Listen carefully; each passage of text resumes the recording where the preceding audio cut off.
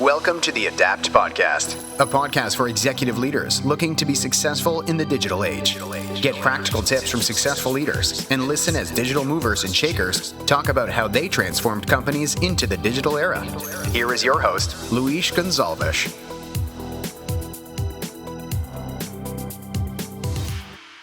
Welcome to another episode of the Adapt Podcast. Today is the episode number 12, and we have Gabriel Lobitsky. Gabriel is the Regional Vice President of Data Robot, and he's helping companies to get insight from their data and making better decisions. Gabriel, thank you so much for being in the show. It's a pleasure and it's an honor to have a guy like you here in the show that will talk a little bit about digital transformation and more specifically, a big deep dive in data. And Gabriel, welcome to the show. And I would like to ask you for a small introduction so that our audience knows a little bit who is Gabriel and what is his past. Thank you so much, my friend. Super. Thanks for having me, Luis. It's a big pleasure to be here. So I have my whole career in sales. I've been working in sales since I was 15. Started in a family company, yes. And but I started selling technologies in 2002, basically selling ERP. I started in a small company, basically was a small room, a small office like I'm in today. And the things went so well that in 2 years we got to 200 employees. And then I moved from a channel partner because I started as a channel partner of a big ERP company. I moved to the another side, to the vendor side, and then I had a pleasure to work with big companies like Oracle, Win4, Engage Hub, and now Data Robot. And it's nice to see how companies are evolving to get value from their data. And I think that right now we are living in the right moment to capture the value that we have in big data or small data. Sometimes the value is not in the big data, the value is in the small data. But yeah, this is a little bit about of me. All the time, the whole career in sales, and I love doing that. Awesome, thank you so much. So to start this show, I always ask the same question, and I love to ask. What is digital transformation for you? Because everyone has their own definition, and I always like to start the show with your own definition of what is digital transformation. Yeah, this is a term that has been used everywhere, but for me, digital transformation is the ability that a company has to get value from their data automatically, no matter in which channel, if it's in an app, if it's online, offline.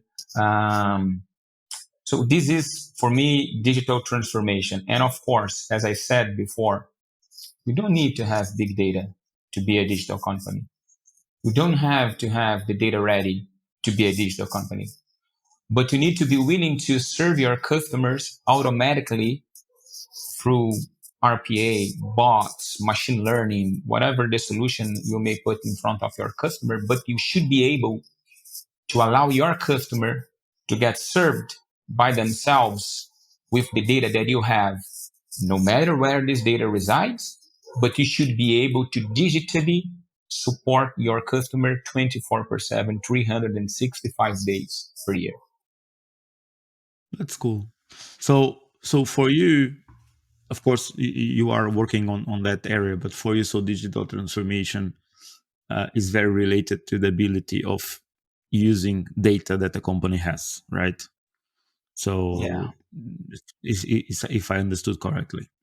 Yes, it is. So, it is. And of course, the data is one important component of that, but getting the value from the data is another more important component of that journey. Because if you know that I'm Gabriel, your company know that I'm Gabriel, that I have 2 daughters, that I am 41, but you don't do anything with this data, you oblige me to call you, to get in a line, to get 25 minutes waiting for someone to help me. This is not a digital company. So if you have the data, you know a bit about myself, and you allow me to go in any channel whenever I want to, and to do my sales process, my buying process, my service process, whatever I want to do automatically. Yes, this is digital for me. Okay. Yeah, because I think you touched on a very important point, which is uh, data is very important. But if you don't do anything with the data, who cares, right? So, Yeah. and I think there are a lot of companies that have huge amount of data from their customers, right? And like usually, I give this example quite often. For example, traditional banks, right? Traditional banks, they have huge advantage over the small fintechs, which is the data, right? So I was working, or I was talking, having a lunch another day with one of the executives of the biggest Portuguese bank here in Portugal, and I was telling them, guys, the amount of data that you have, if you know how to use that, you can provide a service that no fintech can even get closer. There is no chance. But the problem is most of companies have the data, but they don't have any clue how to use it. Of course, it's changing, right? So it's changing. Companies are super aware. Data is more expensive than oil nowadays. So of course, the awareness is there, but I think there is still a long way to go. And yeah, I fully agree with you. Data without using it, it's useless. Great. So I'm always very interested on this topic because for me, some people know I have been working a lot with my own methodology, Adapt, which is helping companies to become more digital, and the data is one of the pillars. So I'm always very very interested in this kind of topic.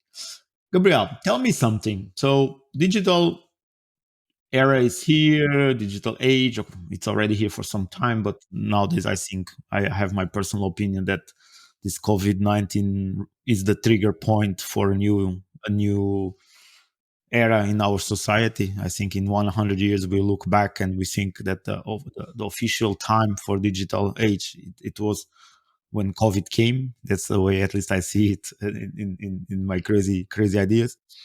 But how do you see that the companies, big companies? So I gave already an example of this bank can take a little bit of advantage of the new era.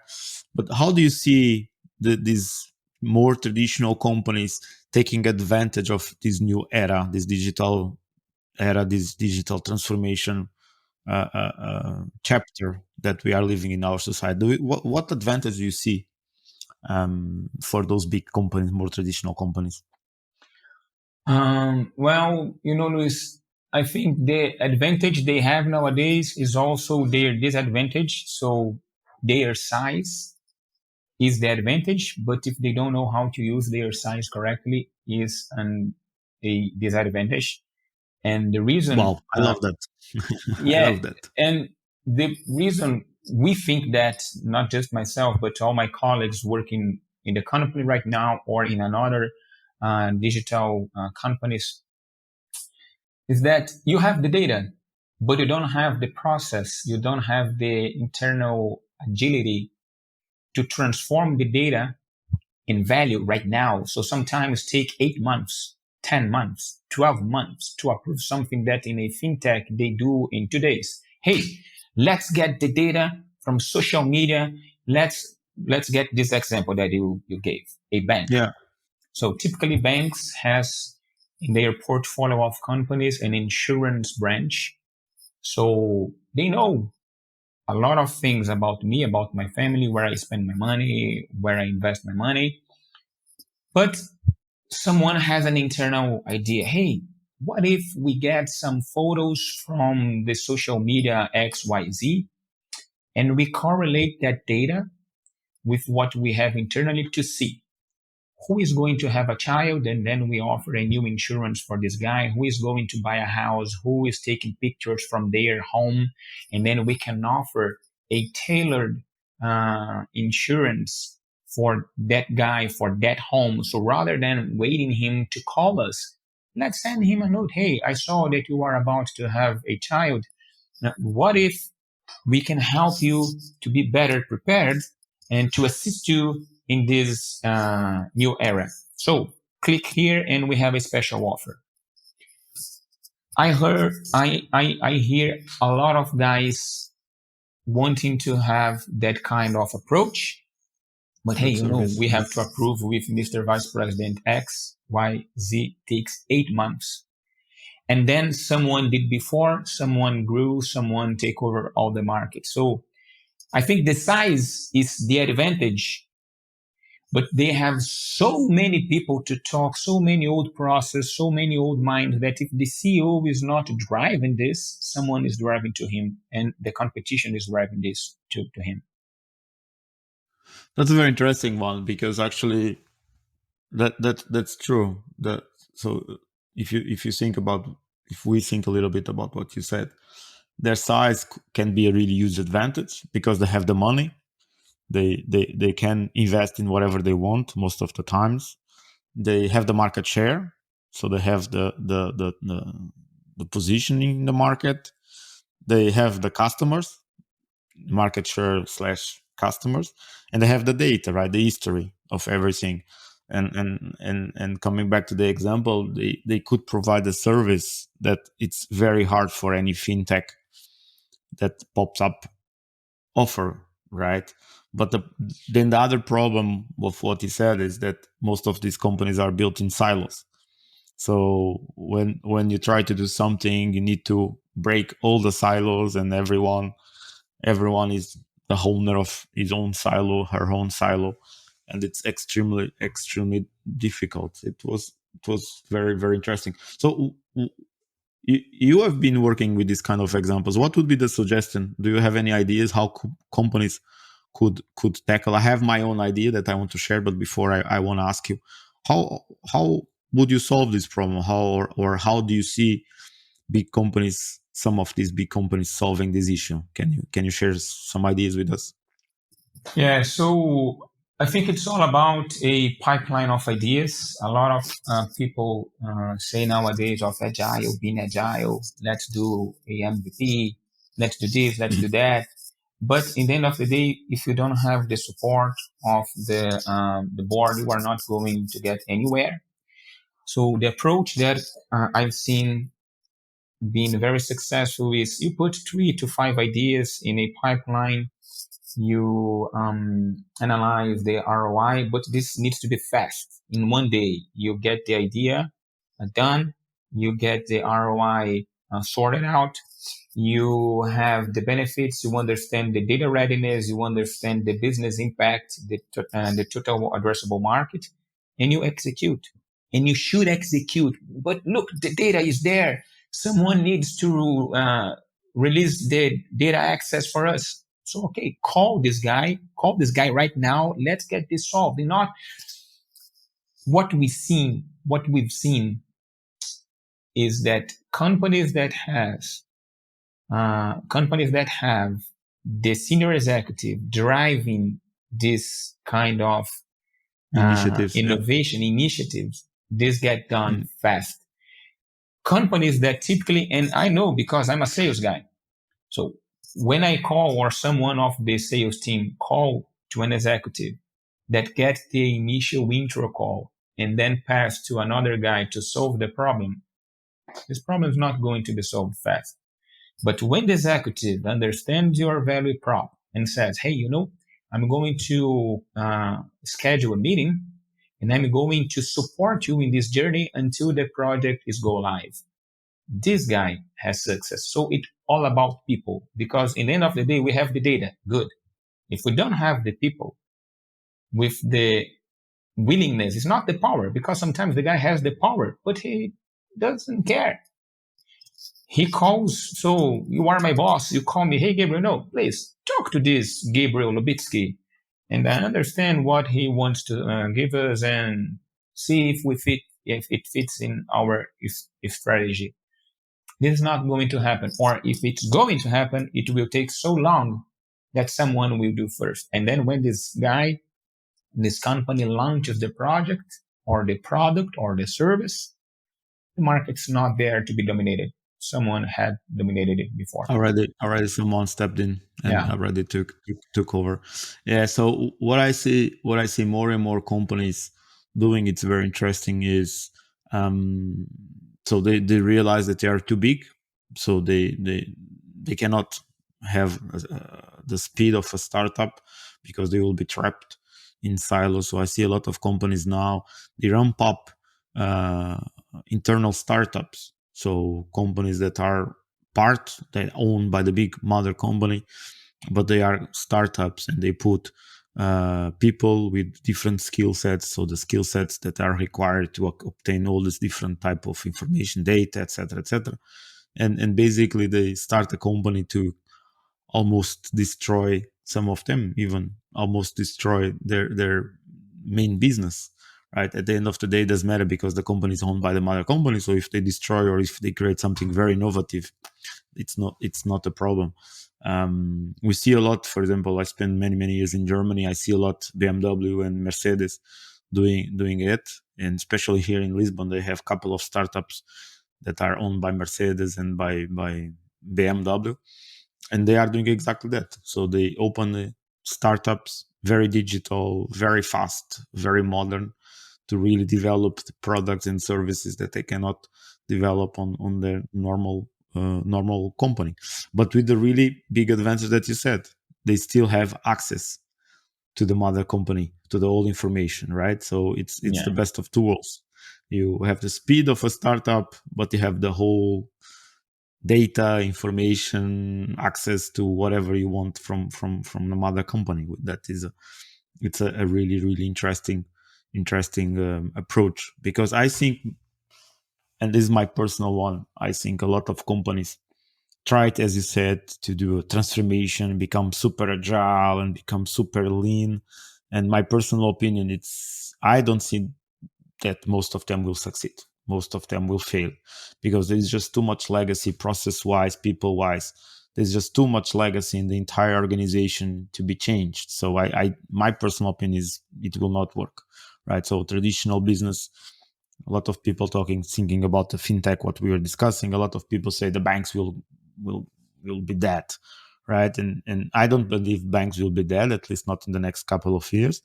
But I'm pretty sure they need to reinvent themselves. And again, they have the power and the money to create the next startup or something like that. But the way how they operate nowadays, it will be impossible because the society is not going to tolerate this kind of behavior anymore. We have so much great companies out there offering great service that we don't, as a customers, we don't want to tolerate anymore anything like this. Good. So we have been talking a lot about data, but now I really wanted to go a little bit deep dive. Let's do a deep dive more into the topic. From your point of view, where do you see the future of data? So everyone is talking about data nowadays. Everything is about data. Data is the new oil.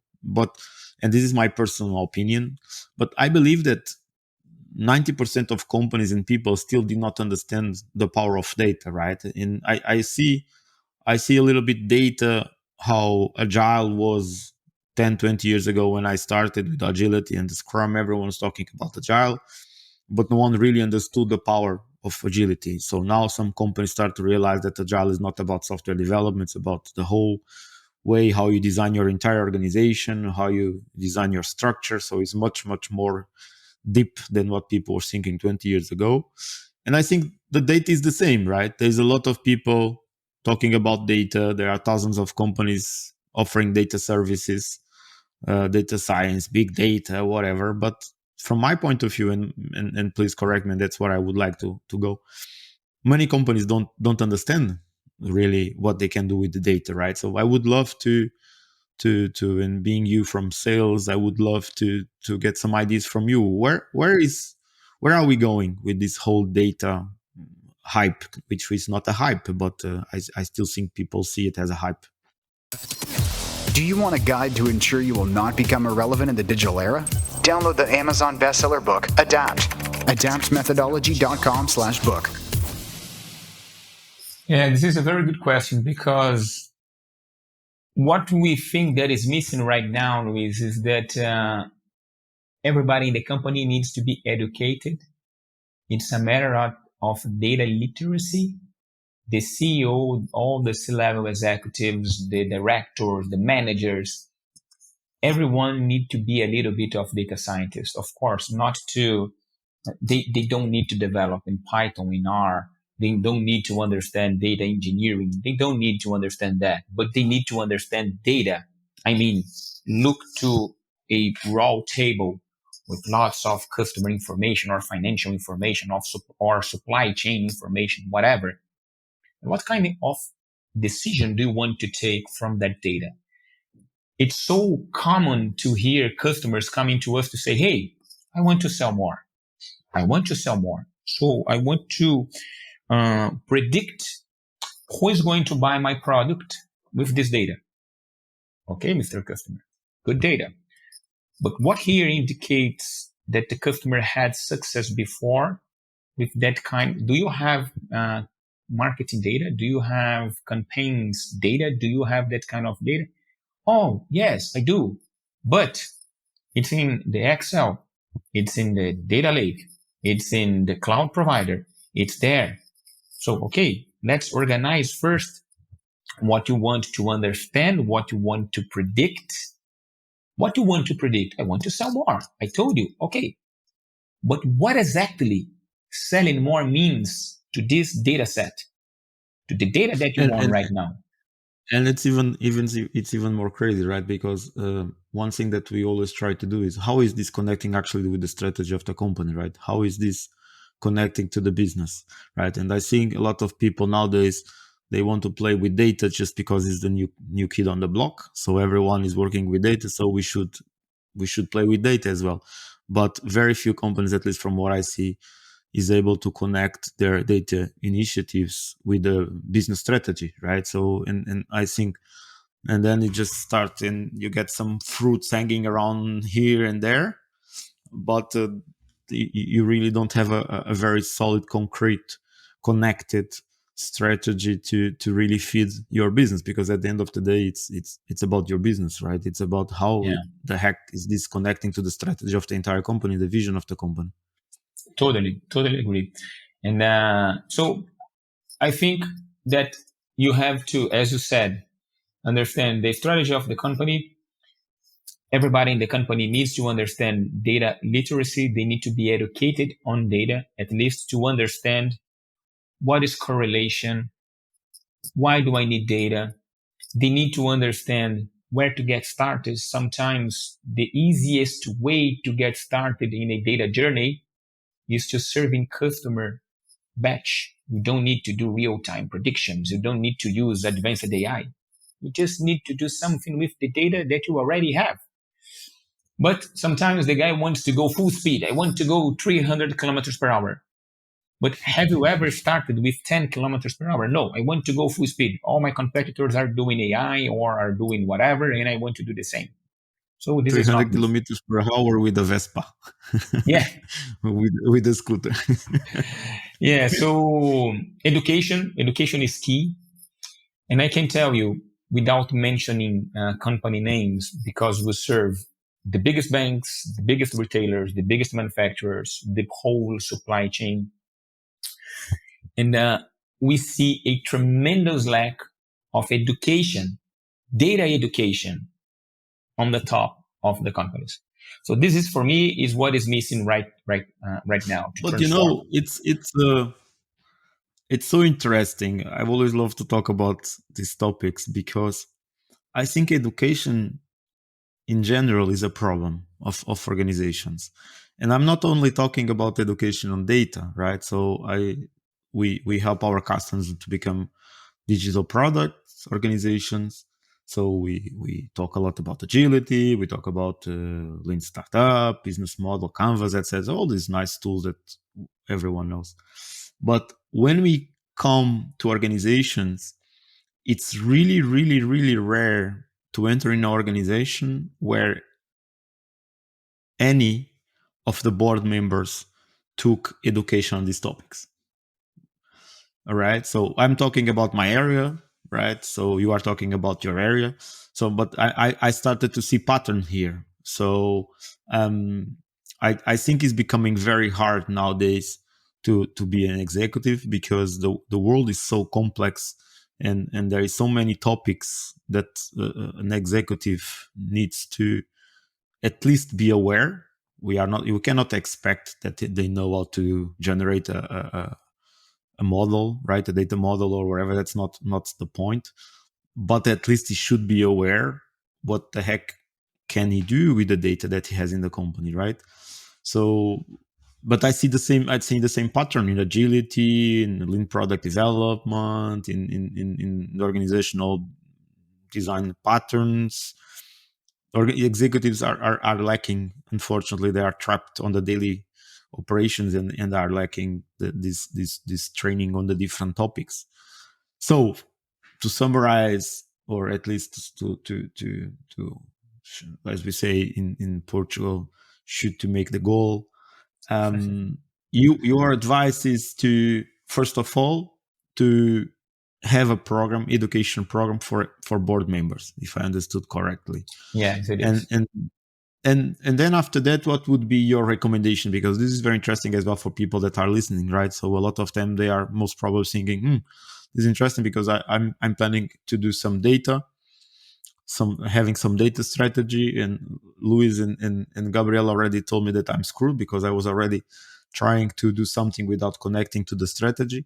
So I would assume the first one, be aware.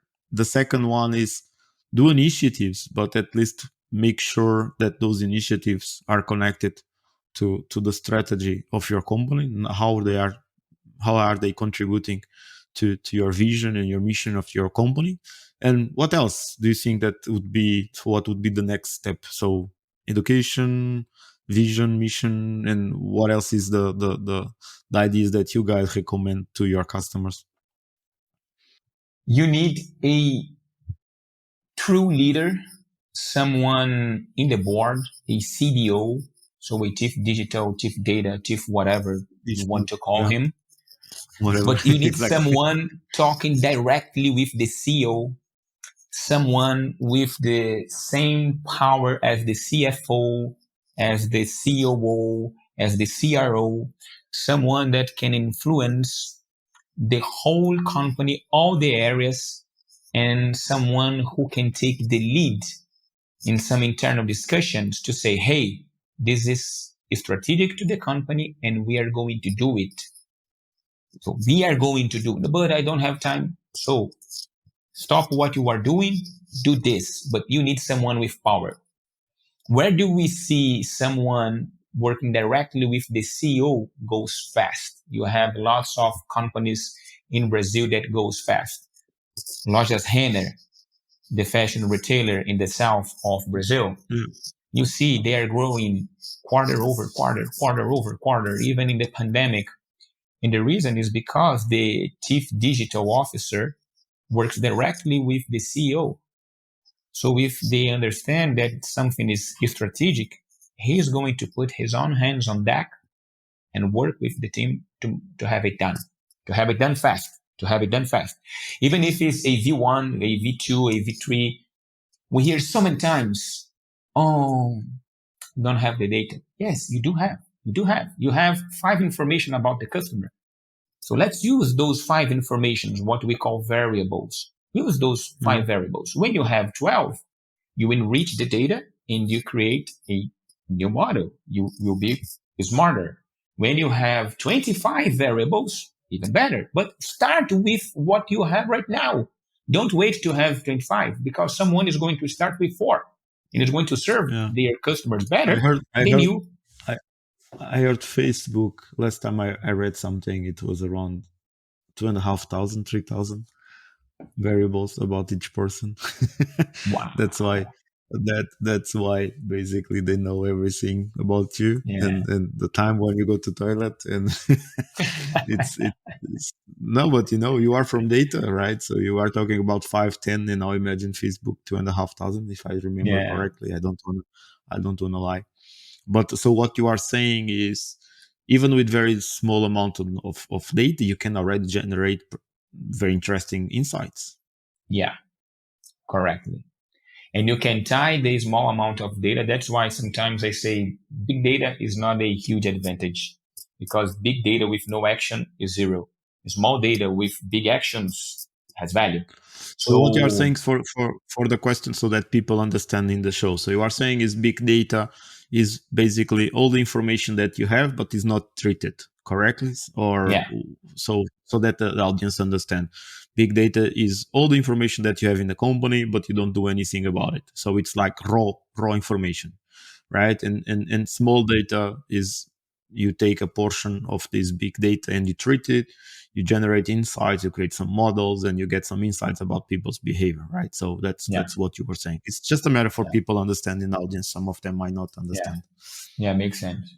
So yeah, just Yeah, to close the question, I think you have to have someone in the board, a CDO, someone in this level, uh, and then someone that can drive daily all the strategic initiatives related to data in those companies. cool. So I would like to ask a couple of examples if you can. Some of them you cannot because of NDAs, but some of them I think you can. Um, I I think it's a nice opportunity now to kind of inspire some people that are listening the show. So I would love to ask a couple of examples that you found or you had opportunity to help companies with, that were very inspiring for you. Does not need to be inspiring for everyone, but personally, they were inspiring for you, that basically they could generate, or they could change the business, could increase the business, or could I don't know, something that was really inspiring, how the business used data to make a change. That would be very interesting to share with the audience. Yeah, super. We have lots of stories, but getting some in Brazil. So Mm-hmm. we have a company that is working with us, is a public story. So is Philip Morris. Philip Morris basically is using data, their data that comes from the ERP, data that comes from the database. So there's no such a big data lake, very organized. No, the data. And what they would like to predict is what kind of incentives should we give to our point of sales. They serve more than 200,000 point of sales in Brazil. And then they would like to understand, should I incentivize point of sales A or B or C to grow the sales there? Or if I give money to the point of sales A, will not move the needle anywhere. So what kind of incentive should I give to all 200,000 point of sales that we have in Brazil? And they use the AI, they apply the AI to create the best model with their own data. So the approach was not to get a model ready to use their data, because the model would be trained with another set of data, but for your data will not react well. So you need to create a model with your own data, and fast. 3 months later, they started using our model and getting value from the customers. They have some stats in the PR that we published together.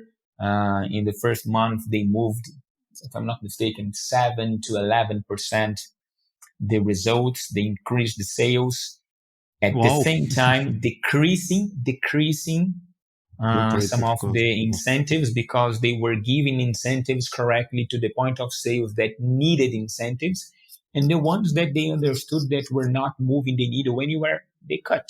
Why am I giving incentive to you if I give you $100 or $0, you will sell the same?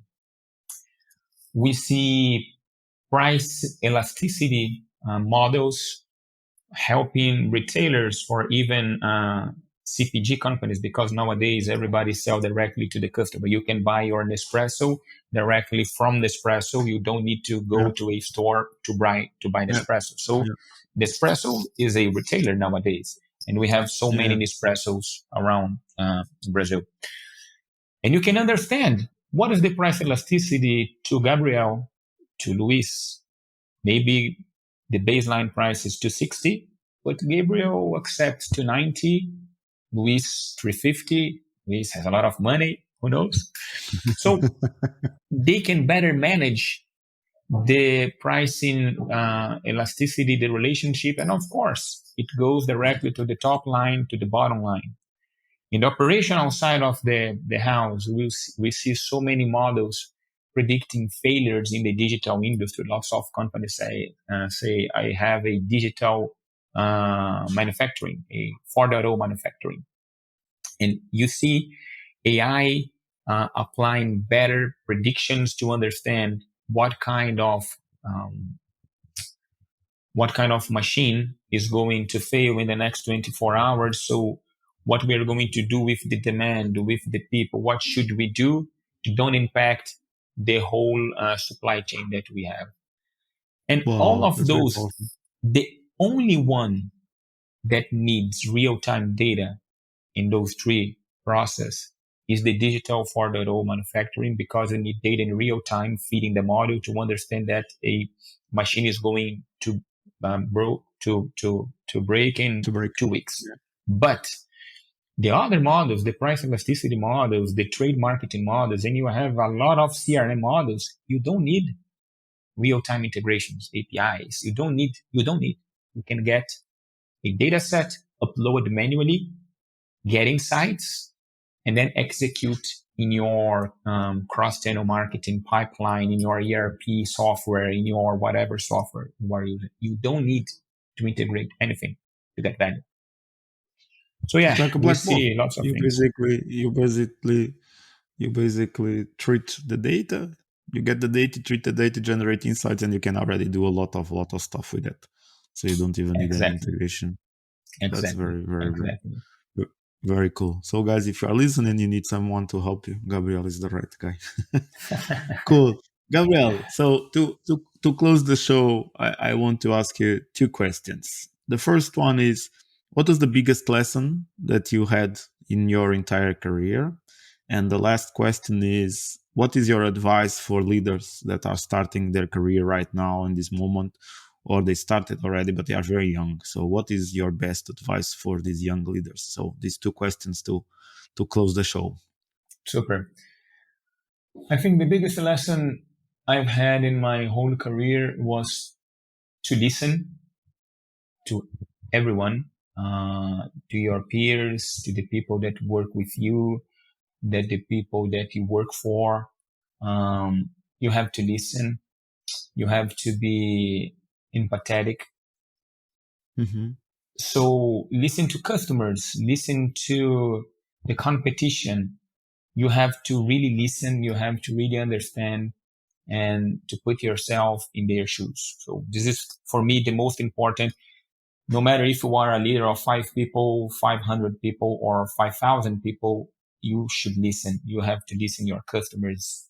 You have to listen your competition. So listening for me, and it's weird because I was reflecting those days, and I, unfortunately or fortunately, because it all depends from which angle we are looking for, I'm getting better in listening every day.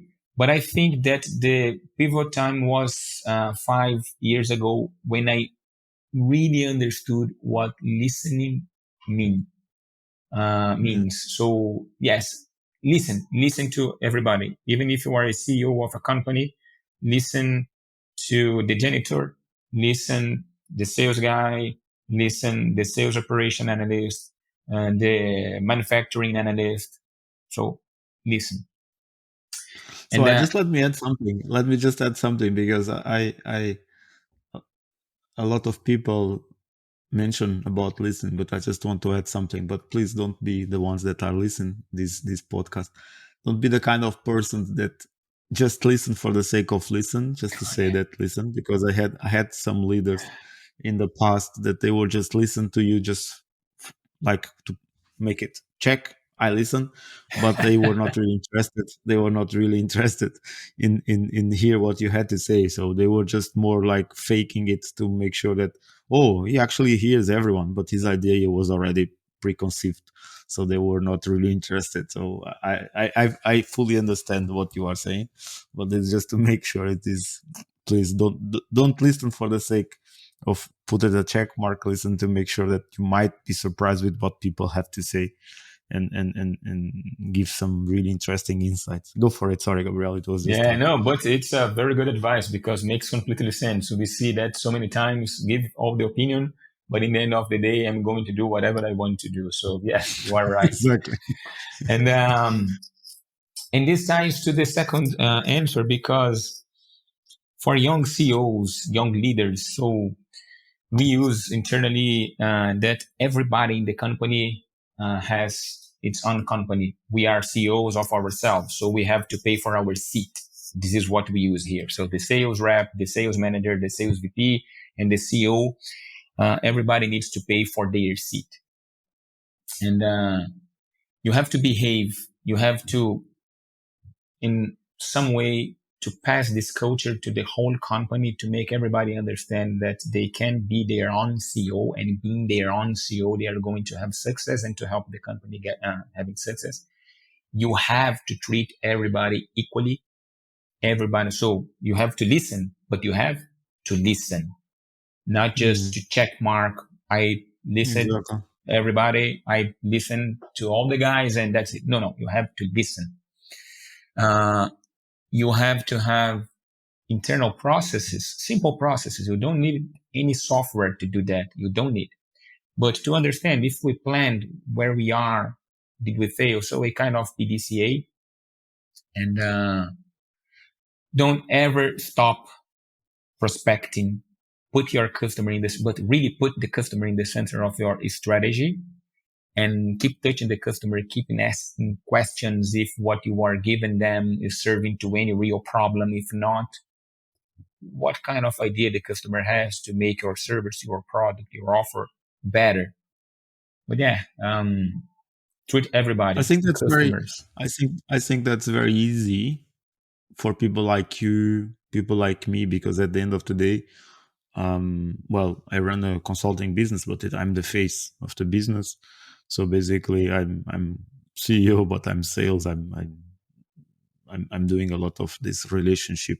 I think this is very easy for people like us because we are forced, right? So it's our job.